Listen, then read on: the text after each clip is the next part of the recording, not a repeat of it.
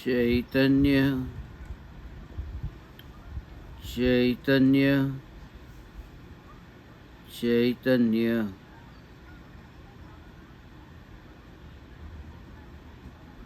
चैतन्य स्वभावी भगवान आत्मा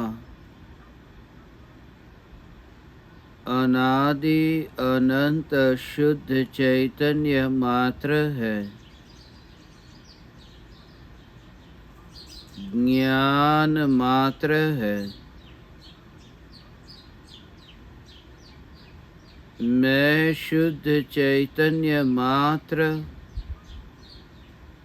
ज्ञान मात्र, भगवान आत्मा हूँ।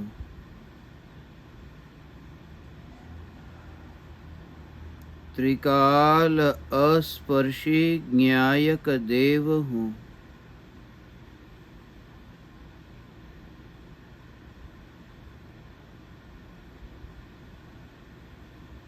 देह के परिणमन में, परमाणुओं के परिणमन में जिस ध्रुव ज्ञायक देव की सत्ता एक समय के लिए भी हस्तक्षेप नहीं करती, यह ध्रुव चैतन्य सत्ता ही मैं हूँ। देह की क्रिया और विकल्पों की तरंग तो दूर, आत्मा के जानने जानने जानने रूप परिणमन में भी जो हस्तक्षेप करने नहीं जाती, यह त्रिकाल अखंड चैतन्य रेखा ही मैं हूँ। यह अचोल एक समय के लिए भी अपनी ध्रुवता से चलित नहीं होने वाली, यह जो ज्ञायक ध्रुव सत्ता, जो देह के किसी भी परमाणुओं में मिली नहीं, ज्ञान की अवस्थाओं में तरह तरह के ज्ञेय प्रतिबिंबित होने पर भी इतना उदासीन भाव कि ज्ञान की अवस्था में एक समय के लिए भी एकत्व नहीं होता। ऐसे चैतन्य तत्व की आराधना कि इस प्रकार से चिंतन की धारा ही चलती रुक गई कि उपयोग आत्मा में कब स्थिर होगा। यह विचार भी नहीं आए कि उपयोग आत्मा में कब स्थिर होगा। उपयोग की चिंता करके त्रिकाल ध्रुव ज्ञायक देव को पराया कर दिया। जो ढलने वाला है उनके विकल्पों में उलझ करके जो ढलता ही नहीं है उसका अनादर कर दिया। इसलिए अब उपयोग ज्ञायक देव में कब ढले, ऐसे उपयोग के विकल्प की जाल में न फंसकर एक ध्रुव ज्ञायक चैतन्य सत्ता ही मैं हूँ, यह ध्रुव चैतन्य सत्ता ही मैं हूँ।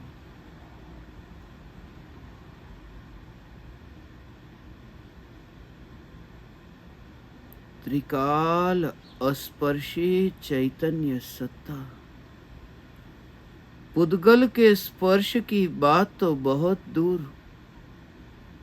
पुद्गल का स्पर्श जिस ज्ञान में जानने में आता है, उस ज्ञान में पुद्गल का कोई स्पर्श नहीं, यह ज्ञान तो अस्पर्शी है। इसलिए ज्ञान की अवस्था में ज्ञान की अनुभूति अस्पर्शी की अनुभूति है। मांस की, खून की, हड्डी की नहीं। यह अस्पर्शी ज्ञान की अनुभूति है। परमाणुओं की अनुभूति नहीं, परमात्मा की अनुभूति है। विकल्पों की अनुभूति नहीं, निर्विकल्प ध्रुवता की अनुभूति है। देह और देह की क्रिया, विकल्प और विकल्पों की क्रिया, ये क्रिया से पार ऐसा अक्रिय चैतन्य परमात्मा मैं हूं।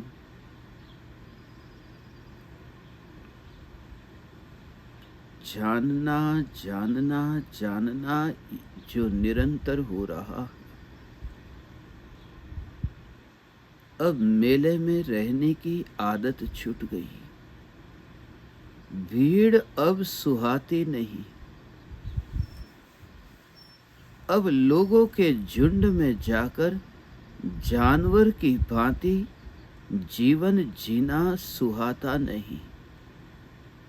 अब एकांत की मस्ती, एकांत एकांत एकांत, और यह एकांत मनुष्य के समुदाय से छूट जाना नहीं।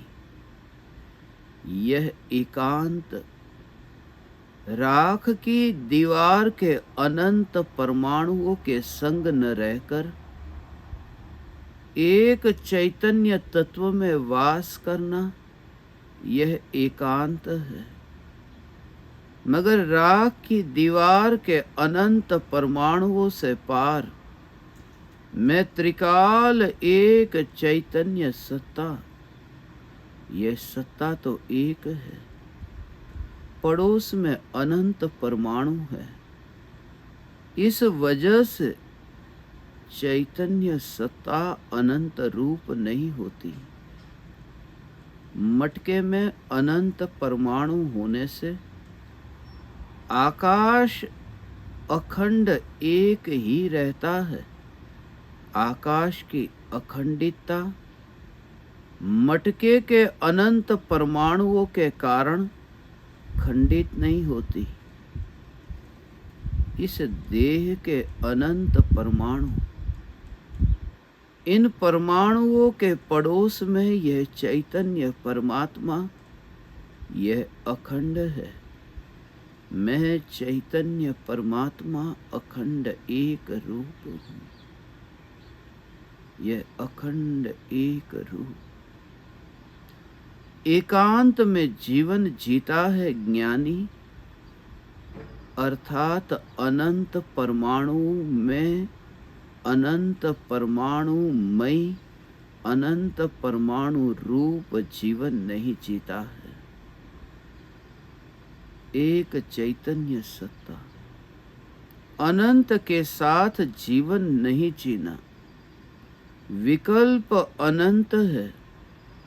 अनंत विकल्पों के साथ जीवन नहीं जीना। अनंत विकल्प तो दूर, अनंत विकल्प जिन ज्ञान की अवस्थाओं में प्रतिबिंबित होते हैं, जिन ज्ञान की अवस्थाओं में जानने में आते हैं, ज्ञानी उन अवस्थाओं के संग जीवन नहीं जीता है।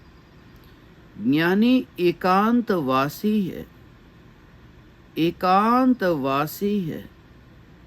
ज्ञान की पर्याय विचरण करे तो करे, उसका कार्य है, उसका स्वभाव है। वह मेरा स्वभाव नहीं।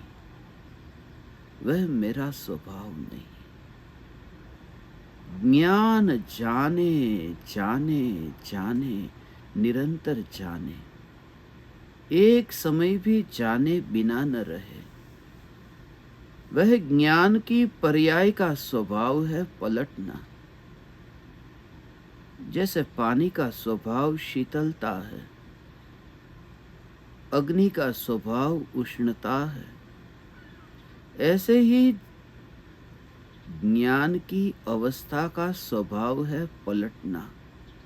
नया नया नया ऐसा जानने रूप परिणमन होना, मगर जिसमें कोई नवीनता नहीं आती।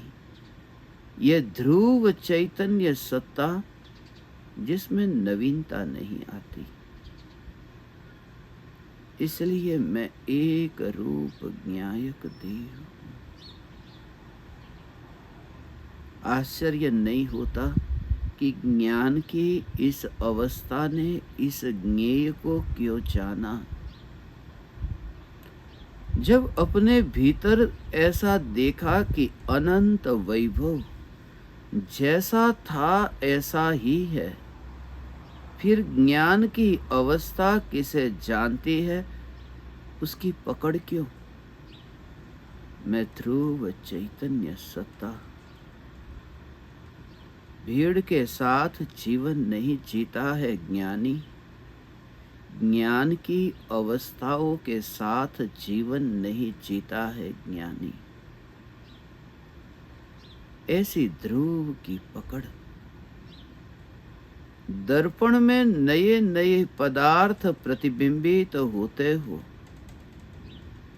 दर्पण की प्रति समय नई नई अवस्थाएं होती हो, मगर जिस व्यक्ति ने दर्पण को पकड़ा है वह यह मानकर दर्पण को नहीं पकड़ता कि मैंने अनेक दर्पण को पकड़ा है। अवस्था अनेक हुई, मगर पकड़ा है वह दर्पण एक है। ज्ञान की नई नई अवस्था हो तो हो, मगर श्रद्धा की पकड़ में आया यह ज्ञायक ज्ञायक ज्ञायक तो एक है। यह ज्ञायक मैं।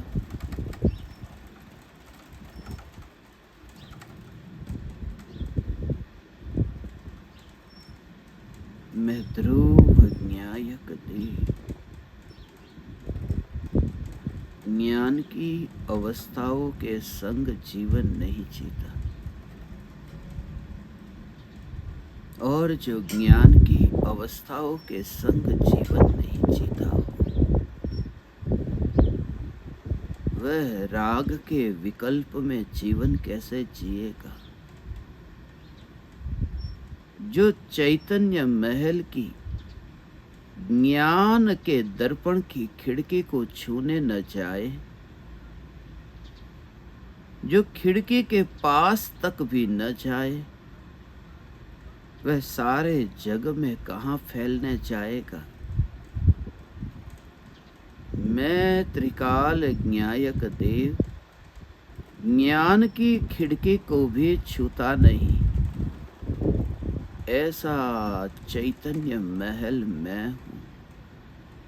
मैं अंश नहीं, मैं अंशी हूँ। मैं भेद रूप नहीं, मैं अभेद हूँ। मैं ज्ञायक देव हूँ।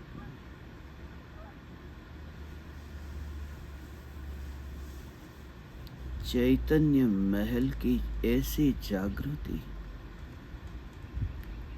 कि देह के परमाणु उतने ही दूर दिखाई दे।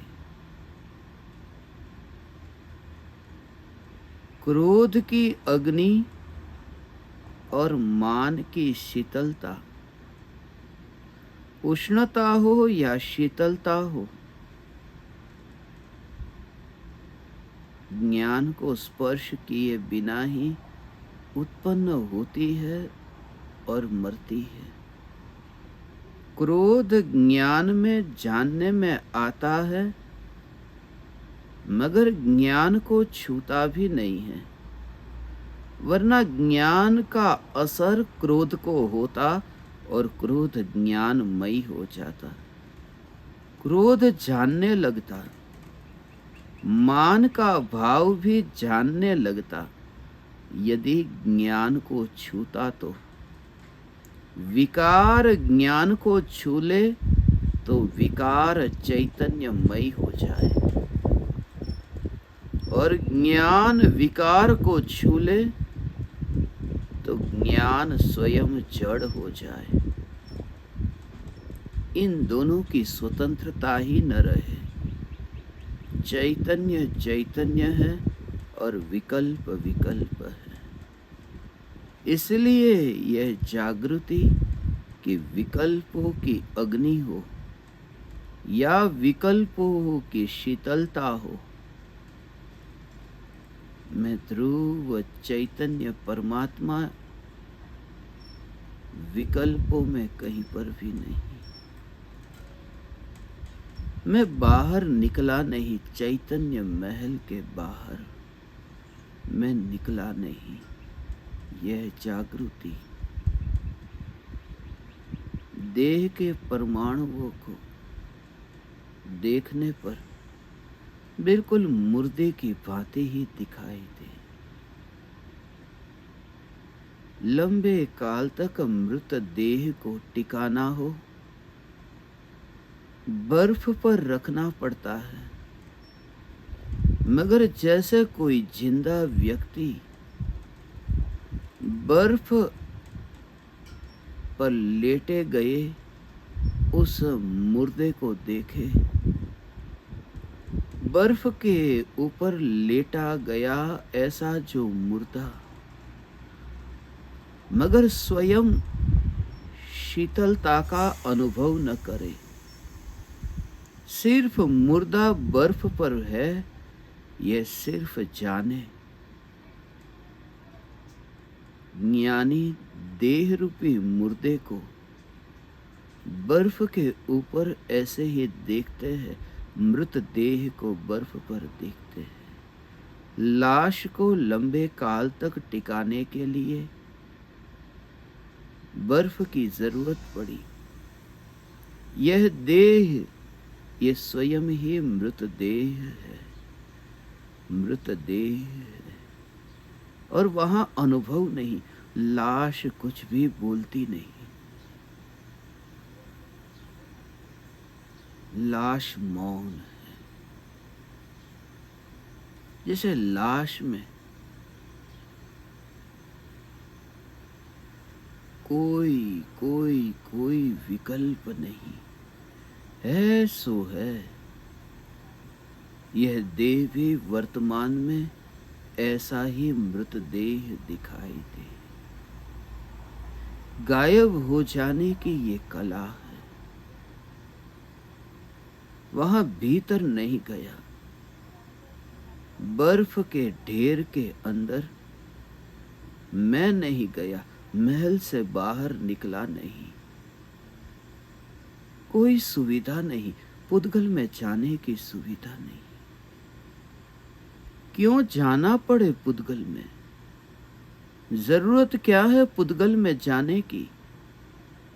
यह चैतन्य चैतन्य चैतन्य चैतन्य, पुद्गल में जाने की जरूरत क्या है? जब चैतन्य की ऐसी नित्यता निगोद से लेकर सिद्ध ऐसी नहीं, ज्ञान की ध्रुवता की नित्यता, यह जो ध्रुव नित्य स्वरूप है, फिर वहां देह कहां, वहां ग्रहण और त्याग कहां, वहां शीतलता और उष्णता कहां? एकमात्र चैतन्य। इसलिए परमाणुओं के परिणमन में शिकायत न रहे। मांस पर जैसे प्लास्टिक का पैकिंग करके फ्रीज में रखा हो,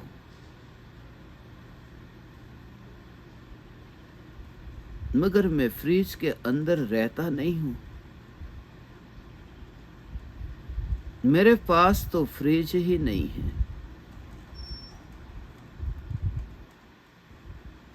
इतना पड़ोस में चैतन्य सत्ता को देखना कि ये देह है, ये उनका आपस का मामला है। बर्फ भी पुद्गल और मांस भी पुद्गल। चमड़ी भी पुद्गल, वस्त्र भी पुद्गल। ये पुद्गल पुद्गल पुद्गल पुद्गल उनकी जाति है, ये उनकी आपस की बात है। मैं बीच में फंसू ही क्यों? फंस सकता ही नहीं, ये ध्रुव सत्ता ये मैं हूं। फिर कोई देह नहीं, कोई देह धारण करना नहीं, फिर मनुष्य भव तो है ही नहीं, फिर संसार तो है ही नहीं। एक ज्ञान ज्ञान ज्ञान ज्ञान।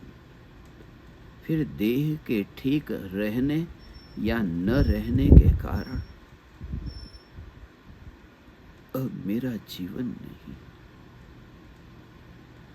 यह देह अब लाश की तरह दूर दिखाई दे।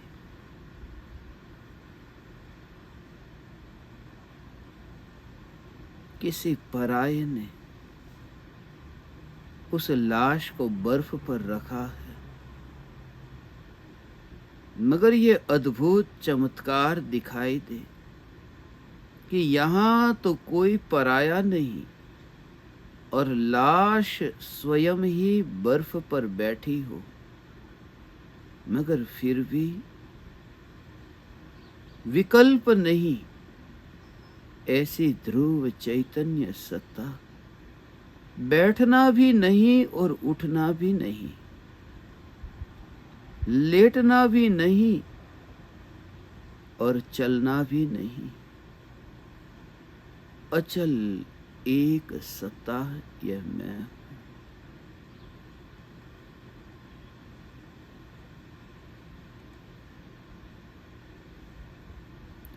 इसलिए ज्ञानी देह के साथ तो चलता नहीं, देह का चलना ये उदय का परिणाम है और उदय के परिणामों के संग भी चलता नहीं। वह चलता ही नहीं, अचल एक है, यही ज्ञानी है।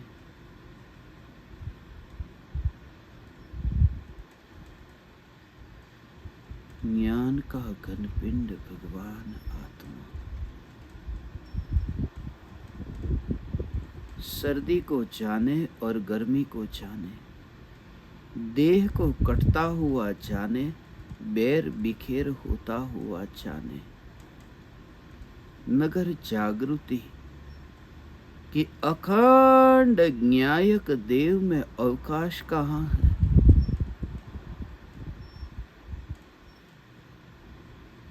यहाँ कोई दरवाजा ही नहीं है, यहाँ कोई रिक्त स्थान नहीं है कि ये देह, ये पुद्गल का परिणमन मेरे में प्रवेश करे। ऐसे कोई रिक्त जगह नहीं, रिक्त स्थान नहीं।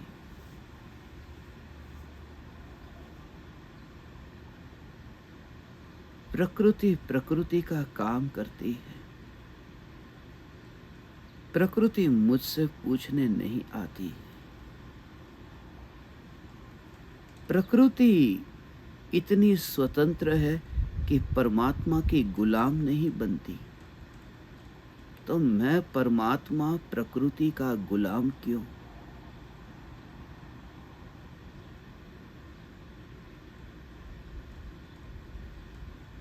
मैं चैतन्य परमात्मा प्रकृति का गुलाम क्यों? और जो चैतन्य सत्ता है वह तो प्रकृति का गुलाम भी नहीं बनी। गुलाम बनने वाला कोई परिणाम है,